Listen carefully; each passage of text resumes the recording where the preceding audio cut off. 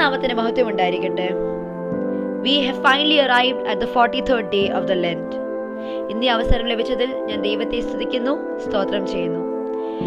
എനിക്ക് അവസരം ഒരുക്കി തന്ന യുവജന സഖ്യ ചുമതലക്കാരോടുള്ള നന്ദിയും സ്നേഹവും ഞാൻ ഈ സമയത്ത് അറിയിച്ചു കൊള്ളുന്നു.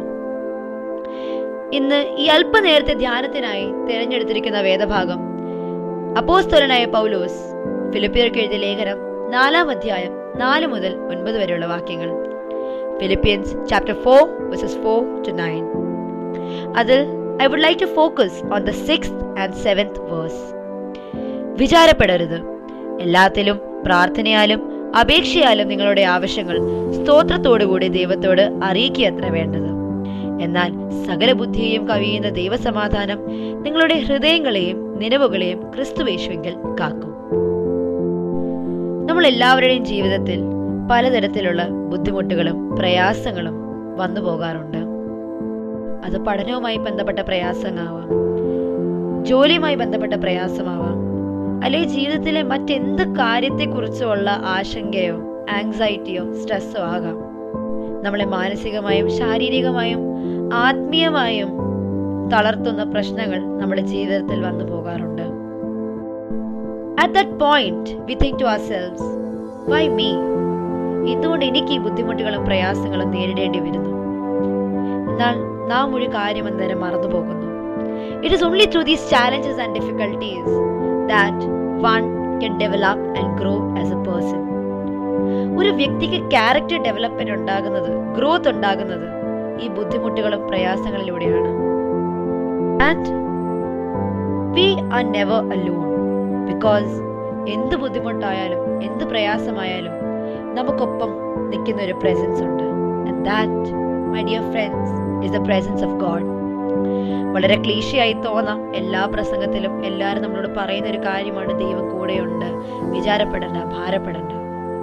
But next time when you feel lonely, when you feel sad, you feel anxious, burdened, just ആ ബൈബിൾ ഒന്നെടുത്ത് ഏതെങ്കിലും സുപരിചിതമായ വാക്യമോ അധ്യായമോ എടുത്ത് just read it and meditate and pray upon it for a while. The peace and calm that will overtake your hearts. Other, my dear friends, is the peace of God. 7ാമത്തെ വാക്യം നമ്മളോട് പറഞ്ഞതുപോലെ, and the peace of God which transcends all understanding will guard your hearts and your minds in Jesus Christ. നിങ്ങളുടെ ഹൃദയങ്ങളെയും നിലവുകളെയും ക്രിസ്തുയേശുവിൽ കാക്കും. നമ്മൾ ഒരു പ്രയാസത്തിലും we are not alone. നമുക്കൊപ്പം ദൈവമുണ്ടെന്ന് അറിയുന്നത് it's a very comforting feeling. It's a feeling that no one else can provide us.